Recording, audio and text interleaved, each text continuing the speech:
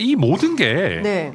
다 12월 27일에 지지율에 달려 있어요. 그러니까 이게 12월 27일의 지지율. 네. 예. 그러니까 지금 이준석 대표랑 연락하는 현역 의원들 되게 많거든요.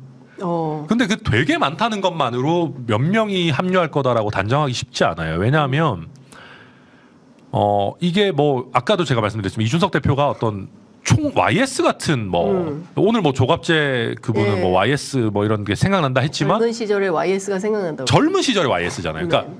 당권을 가진 총재인 YS가 아니잖아요. 네. 그러면은 그분들도 지금 이준석 대표만 믿고 내가 무조건 따라갈래요 이럴 수는 없는 것이고 이준석 대표 스타일도 아니에요. 그럼 이준석 대표를 따라가는 분들이 왜 따라가냐면 네. 이준석 대표한테 국민들의 지지가 있고 이준석 대표가 앞으로 미래 세대의 젊은 층의 지지 플러스 네.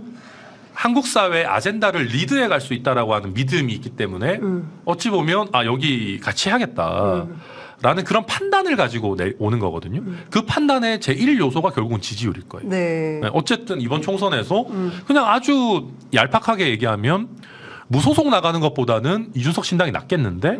라는 정도의 판단이 나와야 이제 오는 거죠. 네, 그래서 그때를 대비해서 서로 이제 어떻게 진행되는지도 얘기도 하고 뭐 표현은 안 좋지만 간도 보고. 네. 근데 저는 정치인들이 간 보는 게 꼭 나쁘다고 생각하지 않거든요. 아니 뭐 당연히 봐야 되죠. 일생일대 자기들의 어떤 결정인데 일생일대까지는 아니죠. 뭐 왔다 갔다 하는 분도 계시니까. 어쨌든 굉장히 중요한 결정인데 그걸 이제 만나면서 얘기하다가 결국은 12월 말에 정세나 지지율을 보면서 최종적인 결정들을 할 거예요. 네. 근데 지금 이준석 대표가 이제 송영길 전 대표가 뭐 윤석열 퇴진당을 만든다고 하니까 반윤연대는 하지 않겠다는 입장을 페이스북에 어제 올렸어요. 근데 중요한 포인트는 어떤 신당을 할 것인가에 대한 어떤 표징으로 개혁연대는 하겠다라는 입장을 밝혔거든요. 그러면 어쨌든 뭐 정리조정이 필요해서 시간을 좀 갖고 있지만 예컨대 이준석 신당이 표방할 개혁연대의 내용은 어디부터 어디까지가 될까요? 그런 부분도 함께 논의하고 계십니까? 어느 정도는 하긴 하는데요. 근데 이게 그러니까 그런 취지인 것 같아요. 반윤만으로 반윤의 모든 사람이 합쳐지는 거는 안 한다. 그런 거잖아요. 그러니까 그냥 까놓고 얘기하면 송영길 전 대표랑은 안 하겠다는 거잖아요. 이준석, 송영길 대표와 할 생각 없다. 네, 그런 취지인 거고. 네. 근데 개혁이라는 거는요. 네. 굉장히 폭넓은 이야기예요. 그러니까 이준석 대표의 최근의 인터뷰들이나 이런 것들을 보면 약간 좀 뭐랄까요 빅텐트적인 면도 가지고 있으면서 네. 본인이 대구 갈 수 있다 또 대구에서 굉장히 공을 들이고 이런 거 보면 개혁 보수 신당의 면모 같은 것도 보이거든요. 그러니까 이준석 대표도 제가 봤을 때는 네.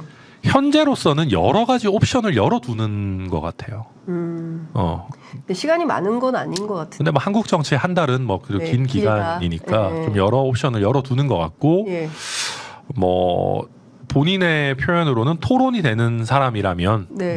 누구라도 이렇게 미리부터 만나보지도 않고 뭐 재단하지는 않겠다, 차단하지 않겠다는 거니까 네. 뭐 일단 그런 생각을 실제로 갖고 있는 거는 맞다고 보이고요. 근데 다만 저는 사실은 좀 그런 부분에 있어가지고 우려도 있고 우려를 실제 얘기를 하는 편이에요. 네.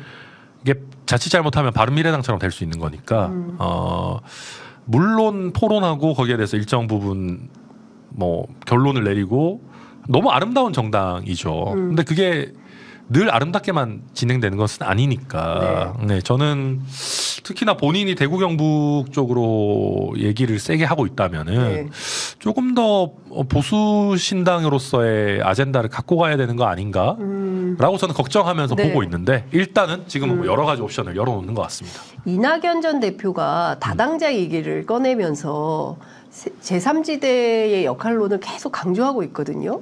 이낙연 전 대표하고도 같이 할 가능성이 있을까요? 저도 그거는 아직은 그냥 가능성만 열려 있는 수준이라고 생각해요. 네, 이게 아직 뭐 구체화된 단계는 아니라고 보고요. 네. 뭐 이론적으로만 놓고 보면 가능성은 있을 수는 있겠죠. 왜냐하면 이낙연 전 대표 입장에서는 화제성이나 아니면은 대중 지지도나 이런 것들은 예전에 비해서 많이 떨어졌거든요. 그럼 이준석 대표랑 결합하고 싶을 것이고 이준석 대표 입장에서도 뭐 인재풀이나 세력이나 이런 부분에 있어가지고는 또 뭐 의미가 있는 부분들이 있을 네네. 거예요. 근데 글쎄요, 그게 그렇게 잘 될까?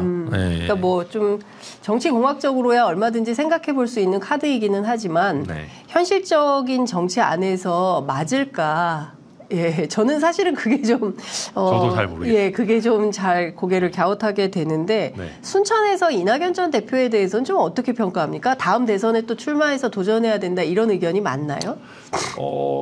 그렇게까지 그러시지는 않은 것 같아요. 그러니까 저도 뭐 이낙연 대표에 대해서 나쁜 얘기를 하고 싶지는 않지만 네. 호남에서도 뭐 압도적인 지지를 가지고 있거나 이러신 건 아닌 것 같아요. 네. 그렇구나. 실제로 뭐 지난번 대선 경선 때도 그런 부분이 어느 정도 드러났고 요새 이제 이재명 대표에 대한 실망감이 쌓인 분들이 좀 늘어나면서 네. 이런저런 얘기는 나오지만 네. 뭐 무조건 호남에서 뭐 이낙연 대표 나오면 막 우리 후보다 이런 정도의 느낌은 저는 아니라고 봅니다. 네. 네. 그 아까 이제 이상민 의원 탈당 살짝 말씀을 해주셨는데 네. 이준석 신당으로 움직일 가능성도 있을까요? 그럴 수 있죠. 저는 그럴 수 있다고 봅니다. 이준석 신당으로 올 수 있다. 저는 뭐 있다고 보고요. 예. 네.